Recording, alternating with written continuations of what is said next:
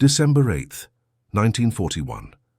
The snow fell thick over the frozen ground outside Moscow, where temperatures had plummeted to -35 degrees Celsius. Captain Friedrich Weber stood in the command post of his infantry division, stamping his feet against the cold that seeped through even the best German boots. Around him, officers huddled over maps illuminated by flickering kerosene lamps, their breath forming clouds in the frigid air. Just weeks earlier, they had been confident, almost certain, that the Soviet capital would fall before the year ended. Weber had written to his wife in Hamburg, his words filled with the same certainty that echoed through every level of command. "We will crush them by Christmas. The enemy cannot withstand our superior tactics and will. By the time the new year arrives, this will all be over." He could not have imagined that 4 years later, he would be standing in a very different place, under very different circumstances, preparing to do something that once seemed impossible. Before we dive into this story, make sure to subscribe to the channel and tell me in the comments where you are watching from. It really helps support the channel. This is the story of how absolute certainty transformed into complete reversal, how industrial reality shattered ideological conviction, and how one officer's journey from the gates of Moscow to unconditional surrender became a mirror for an entire generation's reckoning with miscalculation. Friedrich Weber was not an unusual man for his time and place. Born in 1908 in a middle-class family in Hamburg, he had studied engineering at the Technical University before joining the army in 1936. His father had been a merchant marine officer, his mother a schoolteacher, and they had raised Friedrich with values emphasizing duty, precision, and rational thinking. By 1941, he held the rank of captain and commanded a company within the 267th Infantry Division. His service record showed competence without brilliance, dedication without fanaticism. He had participated in the campaigns through Poland and France, where victories came swiftly and decisively. The pattern seemed clear. Superior organization, training, and leadership produced inevitable results. The operation that began on June 22, 1941, appeared to confirm this pattern on an even grander scale. Weber's division crossed into Soviet territory as part of Army Group Center, one element in a force of over 3 million men supported by 600,000 vehicles and 750,000 horses. The statistics themselves seemed overwhelming. The German armed forces of that era deployed 3,600 panzers, 7,000 artillery pieces, and 2,500 aircraft in the opening phase alone. Against this, Soviet forces were catching up from years of purges and reorganization, their equipment often outdated, their command structure still recovering from devastating losses of experienced officers. In those first months, the advance seemed unstoppable. Weber's division pushed forward sometimes 30 or 40 kilometers in a single day. The summer heat turned roads to dust, and the mechanized columns raised clouds visible for kilometers. By late July, they had covered distances that would have taken months in the previous war. Soviet prisoners came in by the hundreds of thousands, 600,000 captured in the encirclement at Kiev alone, another 650,000 at Bryansk and Vyazma in October. Weber recorded in his diary the strange contrast between these massive tactical victories and the nagging reality that kept revealing itself. No matter how many Soviet soldiers surrendered, there always seemed to be more. The landscape itself proved more challenging than anticipated. The roads, marked optimistically on maps as highways, often turned out to be dirt tracks that became impassable seas of mud during rainstorms. The distances were simply vast in a way that European experience had not prepared them for. A strategic withdrawal for Soviet forces meant retreating 300 kilometers and still remaining deep within their own territory. For the German army, advancing 300 kilometers meant stretching supply lines to the breaking point, with every liter of fuel and every artillery shell needing to travel distances measured in weeks of transport time. By November, as his division approached the outskirts of Moscow, Weber had begun to notice things that troubled the narrative of inevitable victory. The Soviet resistance, rather than collapsing, seemed to intensify the closer they came to the capital. New units appeared, not the demoralized, poorly equipped formations they had faced in the summer, but fresh divisions from Siberia, troops trained for winter warfare and equipped appropriately. These soldiers wore white camouflage suits that made them nearly invisible in the snow. They carried submachine guns that proved devastatingly effective in close combat. They moved on skis, attacked at night, and showed a level of tactical competence that contradicted every assumption about Soviet military incompetence. The Soviets had evacuated entire factories eastward, beyond the reach of German forces, moving 1,500 complete industrial enterprises and millions of workers to the Urals and beyond.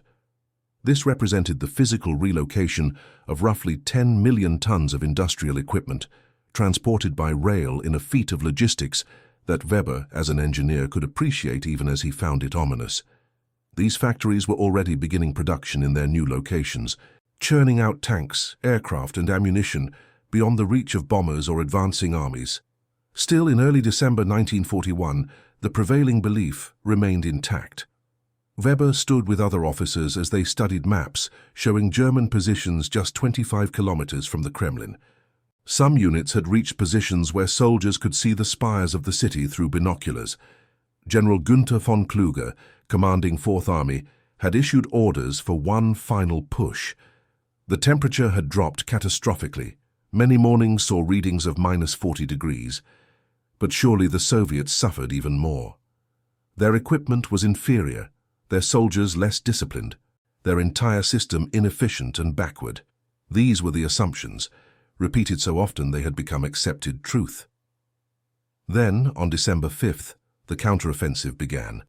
Weber experienced it first as a massive artillery barrage that erupted before dawn, shells screaming in from positions that intelligence had assured them were lightly held.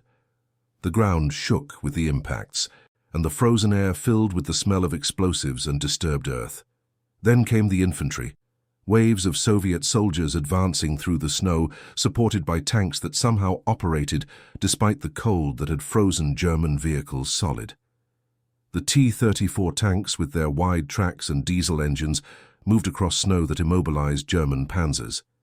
Soviet soldiers wore quilted jackets and felt boots, while German troops shivered in uniforms designed for France, their fingers too numb to operate weapons properly. Over the following weeks, Weber's division retreated. Not the orderly withdrawal of a tactical repositioning, but a desperate scramble to avoid encirclement. Units became separated in the winter storms.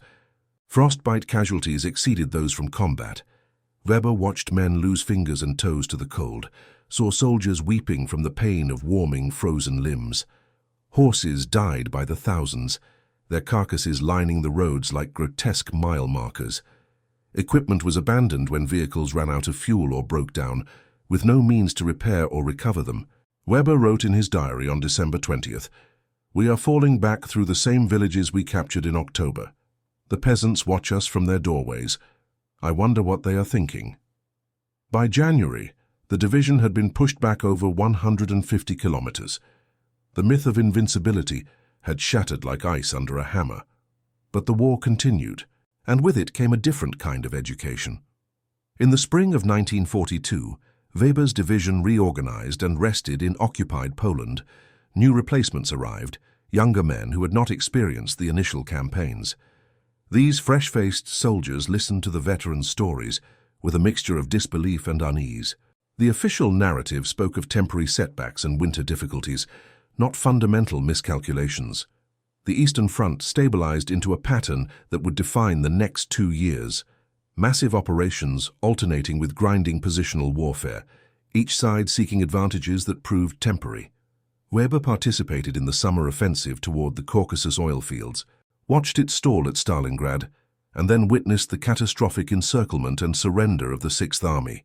300,000 men surrounded, fewer than 90,000 eventually marching into captivity, and only 6,000 of those surviving to return home years later. Through these experiences, Weber began keeping more detailed observations. He noted that Soviet artillery, once somewhat haphazard, had become frighteningly accurate and abundant. Soviet aircraft, primitive in 1941, now appeared in overwhelming numbers. The Ilyushin Il-2 ground attack aircraft, which pilots called the flying tank, could absorb tremendous punishment and deliver devastating strikes. By 1943, Soviet factories were producing 2,000 tanks per month, compared to German production of around 500. The numbers told a story that ideology could not refute, but the transformation in Weber's understanding came not just from statistics, but from human encounters. In July 1943, his unit briefly captured a Soviet supply depot during the defensive engagement around Kursk. Inside, Weber found mountains of supplies, American trucks bearing Ford and Studebaker nameplates, canned meat with Spam labels, aviation fuel in containers marked with English text. The Lend-Lease program had delivered 450,000 trucks to the Soviet Union by that point, along with 13,000 aircraft, 7,000 tanks, and enough food to feed a 12-million-man army for a year. The Soviet Union was not fighting alone, and the industrial capacity being brought to bear was beyond anything the German economy could match. One evening in August 1943, as his depleted company held a section of trench line in Ukraine, Weber had a conversation with Lieutenant Hans Richter, a younger officer who had joined them after recovering from wounds received near Kharkov. They sat in a dugout while shells whistled overhead, drinking ersatz coffee made from roasted grain that tasted nothing like actual coffee, but provided a comforting ritual. Lieutenant Richter spoke quietly, his voice barely audible over the distant rumble of artillery. "Captain, I have been thinking about the mathematics of this situation. We are supposed to hold 2 kilometers of front with 90 men. The battalion to our left has 80 soldiers, covering 3 kilometers. Division headquarters tells us a Soviet regiment of 3,000 is forming opposite us." Weber nodded slowly. He had been making similar calculations himself. Watching the numbers dwindle while the frontage to be defended remained constant or expanded. Richter continued, "In 1941, we advanced because we had local superiority at the points of attack. We concentrated forces, achieved breakthrough, and exploited success. Now they have superiority everywhere. They can attack wherever they choose, and we must defend everywhere simultaneously. This is not sustainable. The mathematics of attrition are merciless." Weber looked at the young lieutenant, seeing in his face the same realization that had been growing in his own mind. "These are dangerous thoughts to voice, Hans. But true ones, sir. I am an engineer by training, as are you. The numbers do not lie. They outproduce us in every category. Their population is larger. They receive supplies from overseas that we cannot interdict. Unless something fundamental changes, the mathematics dictate the outcome. We can win local engagements, even major operations, but the cumulative effect of industrial production will grind us down." Weber said nothing, but he knew Richter was correct. The war had become an equation with only one possible solution, yet it would take nearly 2 more years for that solution to fully manifest. Through 1944, Weber's division participated in the long retreat westward. The Soviet summer offensive, Operation Bagration, destroyed Army Group Center. 28 divisions encircled and destroyed, 400,000 casualties in 5 weeks, losses greater than Stalingrad. Weber's own unit survived by retreating faster than the encirclement could form, abandoning equipment and supplies in the rush. They fell back through Minsk, then through Poland, leaving behind the kilometers they had conquered 3 years earlier. The soldiers no longer sang marching songs. They walked in silence, conserving energy, their eyes hollow with exhaustion and the knowledge of inevitable defeat. By January 1945, Weber found himself in East Prussia, in the defensive positions along the Vistula River. The Soviet forces preparing to cross possessed an advantage in personnel of 2-1, in artillery of 4-1, in tanks of 3-1, and in aircraft of 6-1. When the offensive began on January 12th, the weight of metal alone seemed sufficient to crush resistance through sheer mass. The artillery preparation lasted for hours, the ground shaking continuously as thousands of guns fired in sequence. Weber's company held their position for 36 hours. Then Soviet tanks broke through on their flanks, and the order came to retreat. They fell back toward Königsberg, abandoning positions, equipment, even wounded men who could not be moved. The roads filled with civilian refugees fleeing westward, families pushing carts loaded with possessions, children crying in the cold, elderly people struggling through the snow. The German armed forces of early 1945 bore little resemblance to the confident force that had crossed the border in summer 1941. In March 1945, Weber's much-reduced company found itself trapped in a pocket near Danzig. Supply lines had collapsed days earlier. Ammunition was rationed to 10 rounds per rifle. Food consisted of whatever could be scavenged from abandoned farms, potatoes dug from frozen ground, occasional chickens, melted snow for water. The men were exhausted, hollow-eyed, many suffering from malnutrition and disease. Some had contracted typhus from lice. Others showed signs of trench foot from weeks in wet boots.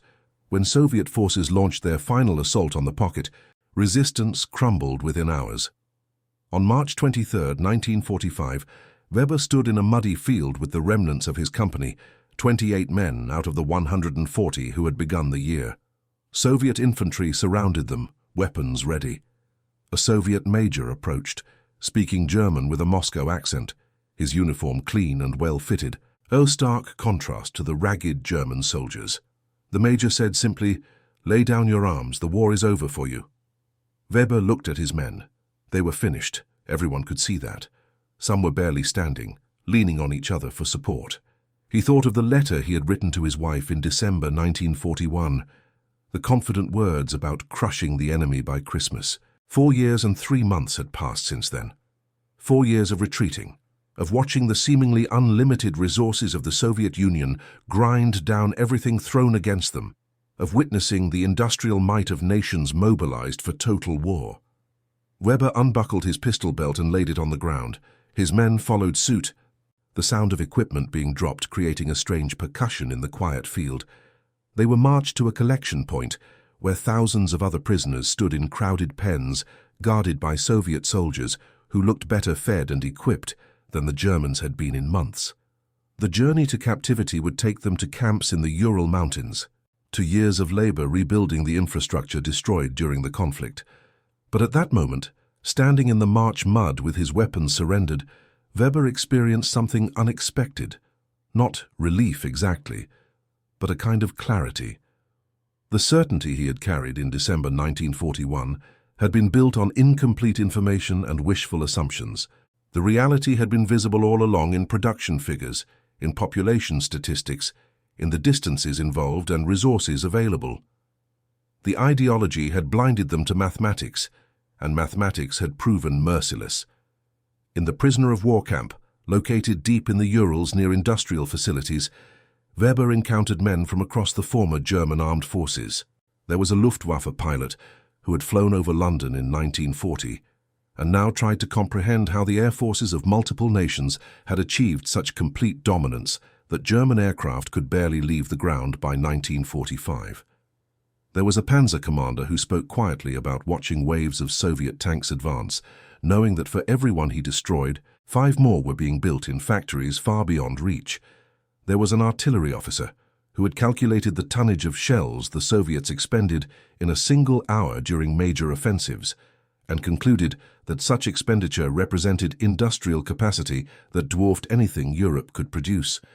The camp routine was harsh but organized. Prisoners worked 10 hours daily in construction brigades, rebuilding railways destroyed during the retreat. The food was minimal: watery soup, black bread, occasional grains, but sufficient to keep men alive if barely functional. Disease was common, medical care limited. Men died from typhus, dysentery, exhaustion. Others simply gave up, losing the will to continue. Weber survived partly through his engineering knowledge, which made him useful for technical projects, and partly through a grim determination to return home someday. Weber spent 5 years in Soviet captivity. He worked in construction brigades, rebuilding railways and factories. He learned Russian, conversed with Soviet workers, and gradually understood the scale of what had been arrayed against them. The Soviet Union had produced over 100,000 tanks and self-propelled guns during the war, over 150,000 aircraft, over 500,000 artillery pieces. These numbers represented not just industrial output, but an entire society mobilized for survival, backed by supplies and equipment from allies whose industrial capacity was even greater. When Weber finally returned to Germany in 1950, he was 42 years old, gaunt from years of inadequate nutrition, his hair gone grey, his teeth loosened from vitamin deficiency. Hamburg lay in ruins, entire neighborhoods reduced to rubble by bombing raids. His wife had survived the firebombing by sheltering in a basement for 3 days while the city burned above. His children, now teenagers, barely recognized him. They had grown up essentially without a father, forming their own understanding of the world from the ruins around them. The country he returned to bore no resemblance to the one he had left 9 years earlier. Weber never spoke publicly about his experiences at first, but he kept his wartime diary and added annotations in the years that followed. He noted the dates of his confident predictions and recorded the actual outcomes beside them. He calculated the ratios of forces, the production statistics, the population figures.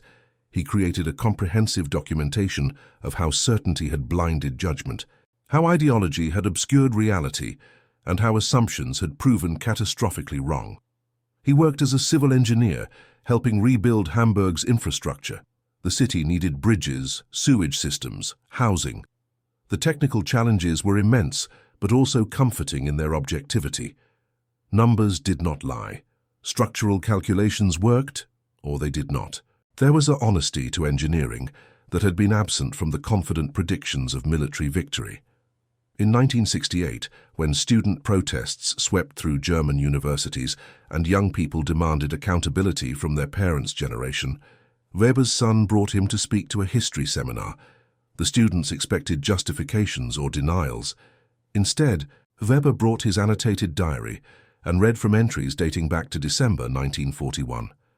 After reading his confident prediction about crushing the enemy by Christmas, Weber looked up at the students. The room was silent. "I believe this completely. The evidence that contradicted it was available then, just as it is now in historical records. But belief is a powerful force. It can make you dismiss evidence, ignore mathematics, and trust in outcomes that probability does not support." The journey from that confidence to surrendering in a muddy field took 4 years and 3 months. The lesson took much longer to fully understand. One student, a young woman with sharp eyes, asked what the lesson was. Weber paused before answering, choosing his words carefully. That certainty itself is dangerous when not grounded in reality. That industrial capacity and resources matter more than courage or conviction. That when you ignore mathematics, mathematics does not ignore you. And that the human cost of learning these lessons through experience, rather than calculation, is measured in millions of lives and years of suffering. Weber lived until 1986, long enough to see his grandchildren attend unified European schools, long enough to witness former enemies becoming partners in peace. He maintained correspondence with Lieutenant Richter, who had also survived captivity and returned to practice engineering in Munich. Their letters discussed technical subjects mostly, bridge design, construction methods, new materials, but occasionally ventured into reflection on those years when they had watched certainty crumble under the weight of reality. In one letter written in 1979, Weber described visiting Moscow as a tourist, walking through Red Square and seeing the Kremlin walls that had seemed so close in December 1941. He wrote, "Standing there, I tried to imagine what would have happened if we had actually captured the city. Would the Soviet government have surrendered? All evidence suggests not. They had prepared to continue resistance from beyond the Urals if necessary.